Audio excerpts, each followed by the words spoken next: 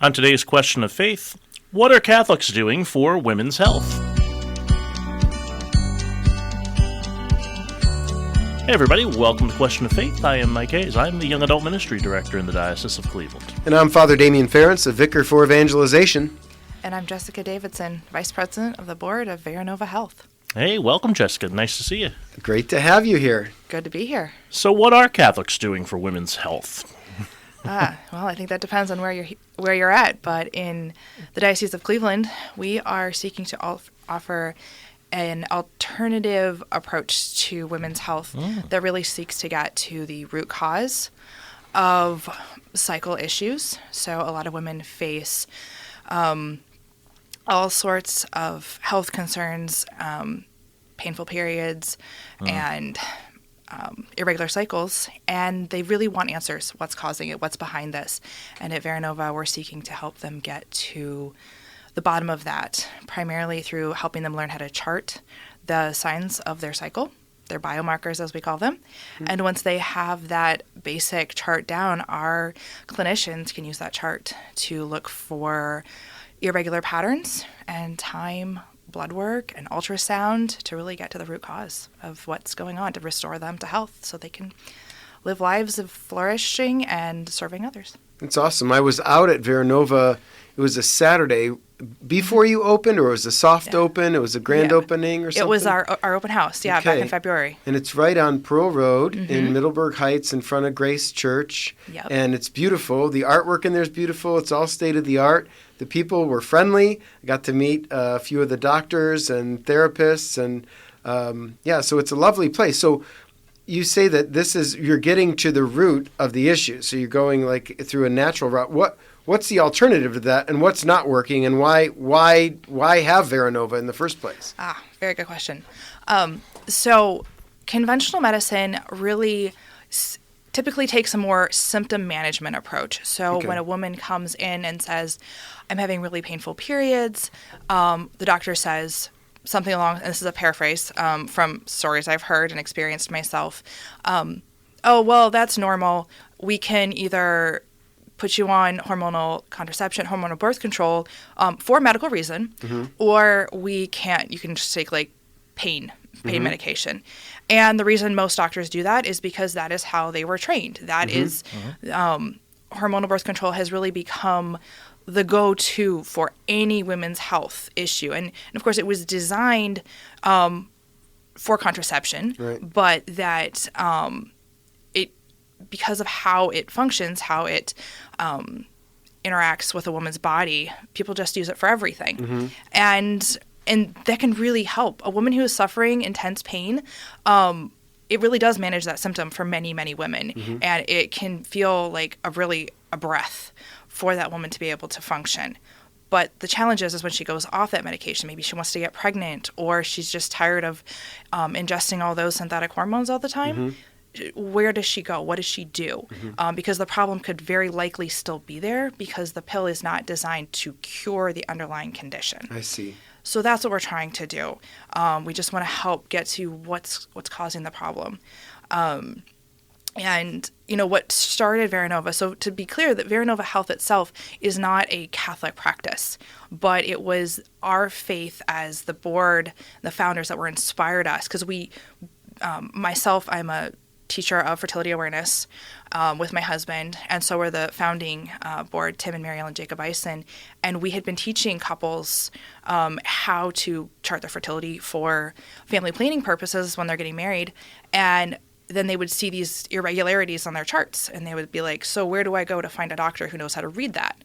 And there were one or two doctors in the region who did, but they were a little bit further out, a little harder to get to, and so we wanted to bring something closer to Cleveland. And so it was our faith and our experience teaching national family planning that was like, hey, we need this kind of medicine closer to centrally located Ohio or Cleveland area. Yeah. And so that's what instigated the whole thing. Right off the highway there. 71's right there, and you connect with 80 or 480. Yeah, it's a great location. Yeah, it was really a God find. He just really opened up doors, and we had been looking for a while and had really no idea where he was going to put us down, and then he's like, here you go. And yeah, it was That's great. Jessica, tell me a little bit about like the early days of Veranova. How did you all start? And before you had office furniture and stuff, what did you do?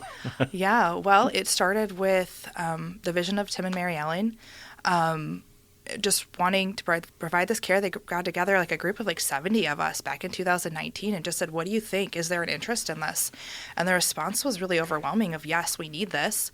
And so then we started all the paperwork of filing to become a nonprofit organization, started fundraising, doing all the legal stuff. When they asked me to serve on the board, I had no idea what I was getting into. And I was just like, it was a lot of just figuring out what is our mission, what's our name going to be, how do we discern, how do we want to be a public facing organization, so just all the branding and stuff. So and then COVID hit, and so that of course it did. So that was just another little unexpected twist in the plot. So that's what we were doing for a lot. I'm trying to think, last year we had an event, and it was really all the behind the scenes, the preparing the soil so that something could grow. And it was a long process. So Veranova, is it true and new? Are those the two words? Nova can be star. Star, or okay. new. True star? True star. True star, So, yeah, okay. to try to give light to a different way of doing women's health. And we are also a family medicine practice, but since the question is what are we doing for women's health, I led with that. But we can see babies and parents, and we can really see everybody. Well, I know you have a physical therapist who's a pelvic floor expert. Yes. And I've talked to Mike. I have 2 friends who do pelvic floor therapy, and that's something I heard nothing about even a few years ago, and then I've got friends in it. So after a woman gives birth, a lot of times she needs some therapy, and my friends will say, it's not normal for a woman when she laughs to leak, or when she sneezes to leak. So, and sorry for the common language, but this is what they tell me. Yeah, absolutely. And so the pelvic floor therapist helps rebuild those muscles so that a woman can function as her body was meant to function, and doing this naturally and with the help of therapists. So, my mom is deceased, 22 years, but I remember even when she was going through menopause and all saying these things, I think a women's health clinic that could help according and working with, our Catholic understanding of the body and humanity would have been a great gift. And it sounds like it's a great gift right now. Yeah, we're trying. We've had the privilege of serving over 200 patients now. Well, I think it's over 100 patients, but some of them are coming back. This kind of approach to medicine, it's not a quick fix. It's a process of exploring and going detailed. So there'll be several appointments to really try to get to that root cause. But it's such a joy to be able to serve women in this capacity. Now, I am not involved in the day-to-day. We have excellent clinicians who are very passionate about serving women in a concrete fashion. And our pelvic floor therapist, she's fabulous. She is also currently on maternity leave. We will have by August 3 babies out of the 5 staff we have at Veranova. That's cool. So we are living the mission Practice right off the bat. what you preach. That's it. Leading by example. Yes. So were you part of the workshop this weekend? Maria Wancata, one of our colleagues here in Marriage and Family Life, was doing fertility awareness for moms and daughters. Were you part of that? Oh, the cycle prep. So I was not part of that one, but it's really exciting. One of the overlaps between the diocese and what Veranova is doing is increasing awareness about cycle education for girls, women of all ages. And so we are actually both using a program called Cycle Prep, which is preparing for a girl's first period together. It's a parent-daughter program. And so single dads with daughters could come in, and it really just talks about how do you prepare for your first period? What is the period? What is a woman's physiology, and how do you prepare for it? And how do you create a culture of care? There can be a lot of shame or anxiety about starting your period. It's not something we talk about that people are naturally comfortable with. So part of it is just to get excellent care for women, you need to start normalizing conversations about what is healthy and what is good. And so that's what we're starting with the girls. And then at Veranova, we also want to educate teen girls like how to start charting for health literacy. So this isn't teaching them how to avoid pregnancy, but just how to observe the signs their bodies are producing so that they can know if their cycles are healthy. A lot of girls start to suffer from those painful periods when they're in high school, and it can be really debilitating, sometimes keeping them from school. And that is not normal. It is definitely common, but it's not healthy. So let's get to the root cause of that. And when they chart, then they can start to be empowered. They can start to realize how their nutrition or their sleep or their stress is impacting their cycle. And they can start to make informed decisions to change that. And that's actually true across the board. That's cool. It's super holistic. But when Marie and I were talking the other day, she said it's even if the young girl who's learning her cycle doesn't chart every day, analogous to eating healthy, she knows the basic signs, and so maybe it's like someone who doesn't count every calorie or something but knows how things are working, and that's a great gift, right? Exactly. Because you go on the pill at a young age, it can cover up things that you're not aware of, and then you're not in tune with your body and its workings as you would be otherwise, right? Exactly. A lot of girls don't know. And the way the pill works, it just basically it introduces synthetic hormones into a woman's body. And so it stops her from ovulating, stops her from having regular cycles. And so then when she has what we refer to as a period, it's actually a withdrawal bleed. The synthetic hormones are removed. She stops taking the pill or she uses sugar pills, and then the bleed happens. But it's not a period. It technically is the bleeding that follows ovulation. And so if she has not ovulated, it's not a true period. And so there's all sorts of things that are happening as a woman develops through puberty that, a cycle impacts her brain health, her heart health, her bone health. All of this is developing when she is a teenager. And so we want to make sure that cycle is flourishing. And, one common health issue that women suffer from that can cause painful periods is endometriosis. And this can be a really challenging disease to diagnose, but a lot of women who start having painful periods who will end up getting a diagnosis for endometriosis, they suffer for about 7 to 9 years. Yikes. Because it's just not as, doctors aren't as aware of it. I think the awareness is growing. So if you're charting, you can get to it sooner. Cool. And not suffer for as long. I worked with a bunch of women athletes when I was a campus minister, and I can't tell you the number of people who got diagnosed with that. They would just come out and say, "Coach, I don't know what's going on," and then I would say, "Should have been diagnosed for endometriosis." And they were like, "No, we've never diagnosed. Okay, let's check that out." And sure enough, that would be what it was. Yeah. It's a hard one to diagnose because, as far as I know, the most concrete way is surgically to look at it. You have to see if it's there. There can be some signs in the chart, but it's not as concrete as other hormonal deficiencies, for example. That comes out pretty clearly in a chart that, hey, let's do this blood work at this time and we can find it. And this is all coming from my colleagues who do the work of describing it to me and my own personal experience of charting. And that's one of the big things that also motivated this.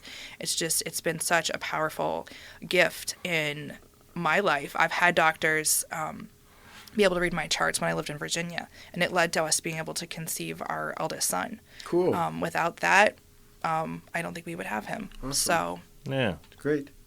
Jessica, what else does Veranova do that I might not get elsewhere if I were just looking for women's health services? Lactation specialist you have there, don't you?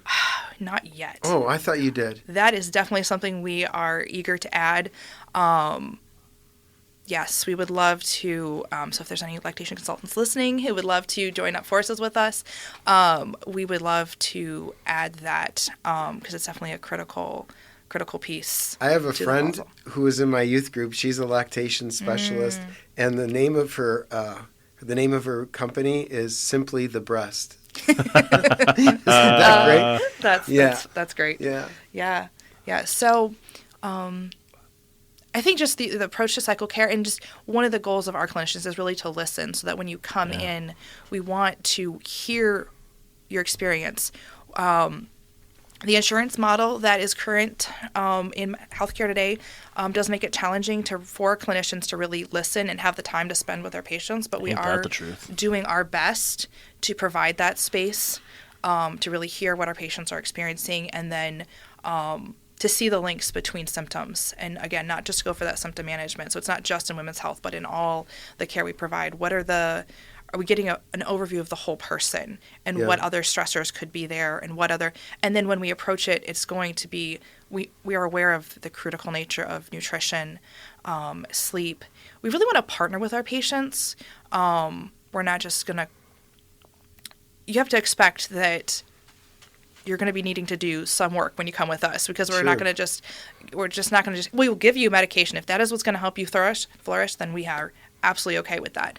But we're also going to encourage, behavior changes and stuff like that. I can't help but think of the relation to seminary formation, that you're not just checking boxes here, but a lot of times in the seminary we'll talk about, the human person being like a tree, and you've got the leaves, which are the symptoms, and then the trunk. But you want to get down into the roots and make sure all the foundational things that go unseen sometimes are healthy and that operating well, because the things that you do see are the fruits of all that sometimes that you don't see, So there's a great spiritual principle at work here, trying to get to, we sometimes in spirituality, Mike would know this from his spiritual direction experience, like getting to the core wound or the core sin, and not that any of these things are sin, but in terms of the body, like what's going on underneath there, that if we can take care of that, then everything else finds itself flourishing, right? Yeah. And I think it's very Catholic principle. Exactly. And I think one of the best examples of this would be infertility.